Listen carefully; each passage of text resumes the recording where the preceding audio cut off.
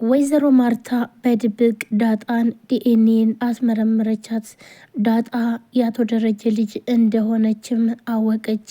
ወይዘሮ ማርታ ይህንን ነገርም ማየት መስማትም አትፈልግም።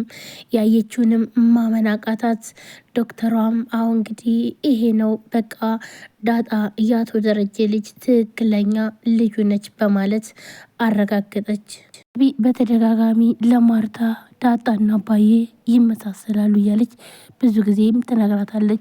ወይዘሮ ማርታም አሁን ላይ እውነቱን ስታቅ ያኔ ልጄ ልክ ነበረች እኔ ያልሰማ ብዬ ነው እንጂ በማለት ልጄ በተደጋጋሚ ነግራኝ ነበረ እኔ ቀና ብዬ ማየት ስላልቻልኩ ነው እንጂ በማለት ወይዘሮ ማርታም አቶ ደረጀን እንዴት እንደዚህ አምኘው ይከዳኛል ይህ አረመኔ እያለች ሁሌ ቤት ውስጥ በጣም ትልቅ ፍጥጫም ተፈጥሯል። ወይዘሮ ማርታም አቶ ደረጀን አሁንስ አታምን ወይ ዳጣ እራሱ ልጅ ነች ስጋ ነች በማለት ደምህ እንደሆነችም አውቅ ያለው እንዴት ነው አሁን የምትግደይም በማለት አቶ ደረጀን ታጨናንቃቸዋለች። አቶ ደረጀም ምንም አይነት መልስ መመለስ አልቻለም። ምክንያቱም ደግሞ ቤት ውስጥ የተፈጠረው መበጥበጥ በዳጣ የተነሳ አቶ ደረጀ ትዳሩ ማጣት አይፈልግም።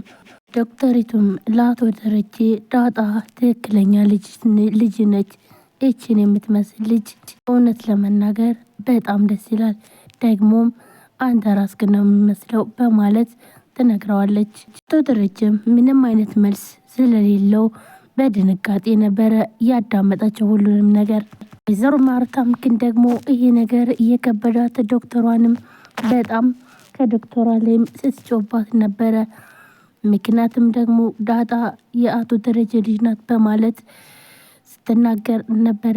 ወይዘሮ ማርታ በጣም የደነገጠችው ሞገስም ዳጣን እንዴት ነው የእናትሽ ነገርስ፣ እንዲሁስ ደግሞ አባትሽስ አመነልሽ ወይ በማለት ይጠይቃታል። እናቷን ነገር አባቷ ምንም አይነት ነገር ሊነግራት እንዳልፈለገና እንዲሁም ደግሞ የእሱ አባት ግዴታው ሊያምን እንደሆነ ወይም ደግሞ የዲኤንኤን ውጤት ልጁ እንደሆንኩም ተረጋግጧል በማለት ትነግረዋለች። ደግሞ ባይሆን እንኳን እዛ ቤት በፍጹም መውጣት አልፈልግም ብታይ ፍቅራቸውስ በማለት ለሞገስ ትነግረዋለች። በጣም ምስኪን እንደሆነችና እንዲሁም ደግሞ ለሰዎች እንደምታስብ ወይም ደግሞ ለእሷ እንደምታስብላት ትነግረዋለች። ሞገስ ሁሉንም ነገር ትነግረዋለች። እዛ ቤት ውስጥ ሁሉም እንደተመቸዋትና እንዲሁም ደግሞ አባቷም ግዴታ እንዳመነላት ስትነግረው ሞገስን በጣም ይገረመረም። በጣም ሰክራ ትመጣለች። እናም ኤቢ በሩን ስከፍተው ኤቢዬ የኔ ውድ እህት ብላም ስትል ዋ በጣም ሰክራ እንደነበርና ሞገስም ቆይ ግን ለምንድን ነው ስለ እናትሽ ማውራት የማይፈልጉት ብሎም ሲጠይቃትኝ አይ እንግዲህ ምናልባት እናቴ ሞታ ከሆነ ደግሞም እንዳላለቃቅስ ፈርተው ይሆናል በማለት ትመልስለታለች። ሞገስም የእናቷን ነገር በደንብ ጠይቃ መረዳት እንዳለባት ይነግራታል። ዳጣም አጥብቆ ጠያቂ የእናትን ሞት ይረዳል የሚባለው ተረት በእኔ ድረስ ብለህ ነው ወይ ትለዋለች። ይህን ዳጣ የት እንዳለች ታውቃለህ ብላም ጠይቀዋለች። የት እንደሄደች ስትለው እሱም ደግሞ እንዳለማያውቅና የት እንደሄደች አላቅም ይላታል። እሺ ዳጣ ፍቅረኛ እንዳላት ታውቃለህ ብላም ጠይቀዋለች። ዳጣ ፍቅረኛ እንዳላት አላቅም ምንድን ነው ብሎም ይጠይቃታል። አዎ አንተ ሁለተኛ እንደሆንክ አውቃለሁ ትለዋለች። እባክሽን ዳጣ እና እኔ ምንም አይነት ግንኙነት የለንም በማለት ይመልስላታል። ውሃን ትጠራታለች። ትመጣና እሺ አሁን ንገሪው ብላም ትላለች። ብታይ ኬኩ እንዴት እንደሚጣፍጥ በማለት ትጀምራለች። እና ዳጣ የት ናት በማለት ከሆነ ሰውዬ ጋር ስትሄድ ነበር አይደል ብላ ጠይቃታለች።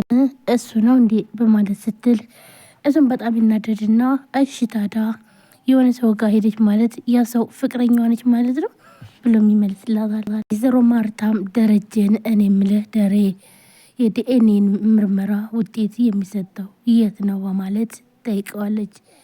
ይህ ደግሞ ምን ማለት ነው ለምንሽ ነው በማለት አቶ ደረጀም በጣም ደንግጦ ወይዘሮ ማርታን ጠይቃታል። ወይዘሮ ማርታም አቶ ደረጀ ሲደነግጥ ቆይ አንተ ለምንድን ነው እንደዚህ ያስደነገጠ በማለት ትመልስለታለች። ደረጀም በጣም ደንግጧል። ግን ደግሞ ለምን ጠየቅሽኝ?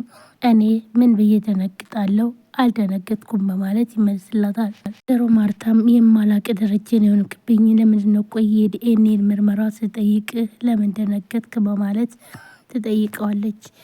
ቆይ አንቺ ለምን ፈልገሽ ነው? ለምንስ ነው ይህን ነገር የጠየቅኝ? ይላታል። ወይዘሮ ማርታም ቆይ አንተ ለምን ደነገጥክ? በማለት አቶ ደረጀም ደግሞ እኔ አልደነገጥኩም በማለት ይመልስላታል። ናታንም ቤት እየጠረገ ያለ ግን ደግሞ ምን አይነት እናት ብትወልድ ነው እንደዚህ መልካም ሲሆንከው ትለዋለች። እናቴ ምን አደረግኩላት? ባይሆን ለሚስቴ ነው እንጂ ብሎም ይላታል። ቆይ ናታን ኤቢ እኮ ግን በጣም ትወዳለች ትለዋለች። ናታንም ሰላምን እኔ እንዲገባኝ አልፈልግም ብሎም ይላታል። ሰላምን በመገረም ነው እንዴ በማለት ትመልስለታለች። እኔ ግን የምመርጥልህ ዳጣን ነው። ዳጣ በጣም መልካም ሰው ናት። አስተሳሰቧም በጣም ይለያል ስለው ናታንም ሳቅልና ፊቱ ላይ ደስታ ይነበባል። ምክንያቱም ደግሞ ዳጣን ያፈቅራታል። ናታንም ዳጣ በጣም መልካም ሰው እንደሆነችና እንዲሁም ደግሞ በተለይ ቀሚስ ስትለብስ በጣም ደስ እንደምትለው ማርታም ዳጣ ቀሚስ ስትለብስ እንደሚያምርባትና እንደምትመቸው ሲነግራትኝ በቃ ይህን ነገር ደግሞ እኔ ራሴ እነግራታለሁ ትላለች። አይ እንደሱማ እንዳታረጊ እንዳትነግራት በማለት ይመልስላታል።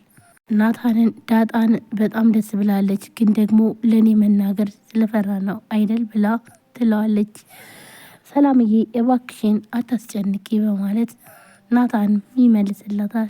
ወይዘሮ ማርታም ትመጣለች። እናም ሰላም ልጆች እያለችም ትጣራለች፣ ግን ደግሞ ማንም አቤት የሚላት ሰው የለም። ወይዘሮ ማርታም ቆይ ኤቢ ከማን ጋር ጣልታችሁ ነው? ከማርታ ጋር ጣልታችሁ ነው ብላም ትጠይቃታለች። አይ ማርታ ጋር አልጣለውም በማለትም